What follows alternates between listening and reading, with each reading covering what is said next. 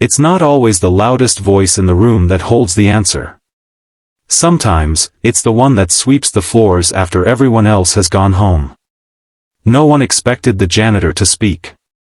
No one even knew her name, really. They just called her ma'am, or worse, hey. She was invisible to most, a quiet presence in the background of a buzzing tech firm built on dreams and coffee-fueled innovation. But on a rainy Thursday morning, when everything seemed to be crumbling, her voice cut through the room like lightning in a storm. And in that one moment, everything changed. 3 years ago, Neuroshift Labs had become the rising star of the tech world. A once small AI startup nestled in the heart of Chicago, it had been founded by ambitious, sharp-minded Ivy League graduates with dreams of reshaping the future of machine learning. At the helm was Brian Cade, tall, blonde, and brilliant, with an ego that barely fit through the automatic glass doors every morning. Brian was a genius, no doubt about it. But he had one tragic flaw: he believed intelligence had a look. To him, it wore expensive suits, spoke with confidence, and held degrees from schools with centuries-old crests. And because of that, he failed to see what had been right in front of him for years. The janitor, her name was Helen Monroe, and she was unlike anyone who had ever walked through those pristine, glass hallways. She arrived at 4 a.m. daily, long before the techies and developers poured in with their lattes and bagels. Her hands were worn from years of cleaning, but her eyes held stories. Not just of sorrow or survival, but of brilliance. You see, Helen wasn't always a janitor. 20 years ago, she was a computer engineer. A prodigy in college, she had been offered a position at a research facility that would have launched her straight into the heart of Silicon Valley. But life had a different plan. Her husband was diagnosed with early-onset Parkinson's. Her youngest daughter was born with a rare neurological condition that demanded full-time care. So Helen walked away from her career without hesitation, putting family before ambition. Years passed. Tragedy knocked hard. Her husband passed. Her daughter's condition worsened. With hospital bills piling up and her degree too old to hold weight in the ever-evolving tech world, Helen took the only job that would let her be near the field she once loved. A janitor at Neuroshift Labs. At first, she just swept floors and emptied bins. But her eyes scanned every whiteboard, every diagram left behind. Late at night, she'd scribble equations into a worn notebook she kept hidden in her locker. She listened to the developers' conversations from the hallway. She absorbed every word, every struggle, and every failed attempt at solving the problem.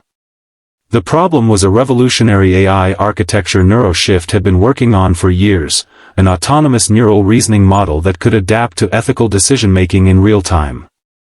But the core algorithm had a flaw. It couldn't predict unintended consequences. No matter how many simulations they ran, it always failed one critical test: how to make morally sound decisions in unpredictable human environments. Brian and his team of 20 engineers had tried everything. The board was threatening to pull funding. Investors were backing out. The company that once touched the sky was on the verge of collapse. Then came that Thursday morning. Brian stood at the front of the innovation lab, dark circles under his eyes, hair disheveled, and his suit wrinkled like it had lost hope too. "I don't get it," he shouted, slamming a marker against the glass board. 3 years. 3 years and not one of you has cracked it." The room was silent. Every engineer sat in shame, eyes lowered, pretending to take notes. That's when a soft voice came from the back. "Maybe you're asking the wrong question." Everyone turned. Helen stood by the waste bin, mop in one hand, her cleaning cart beside her. Her voice was calm, clear, and steady. Brian blinked. Then smirked. "Oh really?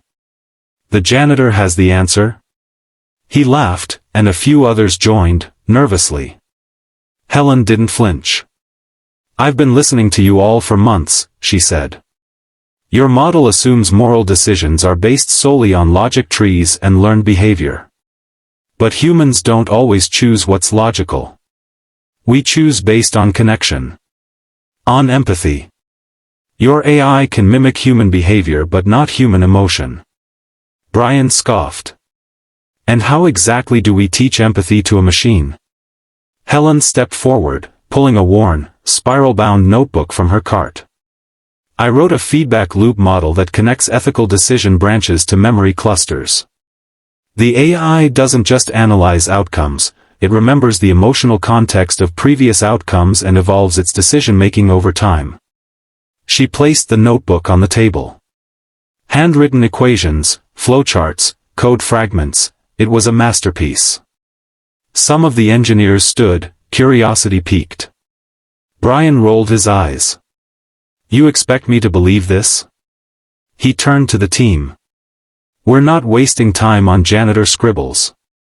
But Dr. Melissa Young, Neuroshift's lead ethicist, stepped forward. Actually, this is brilliant. I think it's exactly what we've been missing. One by one, the team gathered around the notebook. Some eyes widened. Others mumbled in disbelief. Helen quietly answered their questions, pointing to the equations, explaining the neural memory framework she'd built. Brian was silent. Over the next 48 hours, they implemented Helen's model. And it worked. It passed the simulation. Every test. Every scenario. The machine learned from emotional memory, not just behavioral patterns. It became more than code, it became a learning mind.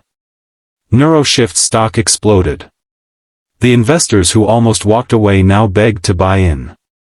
Tech blogs hailed the company's breakthrough as the most human AI ever built. But the headlines told a different story than what mattered most. Because in the heart of it all stood Helen. No longer just a janitor. Brian, reluctantly but sincerely, offered her a position as lead ethical architect. She turned it down. Instead, she asked for something else, a new program.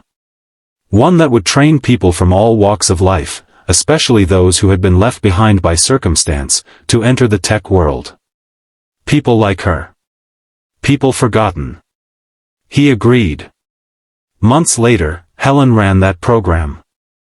A quiet room filled with once overlooked minds, learning, growing, believing again. And Brian? He stood in the back, watching her teach, remembering that moment she spoke up. The moment that humbled him. In the end, he didn't remember the lines of code that saved the company.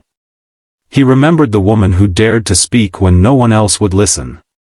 Because sometimes, the greatest wisdom comes not from titles, degrees, or accolades, but from a heart that has lived, broken, and still found the courage to rise and offer light in someone else's darkness. And all it took was for someone to finally ask the janitor, "What do you think?"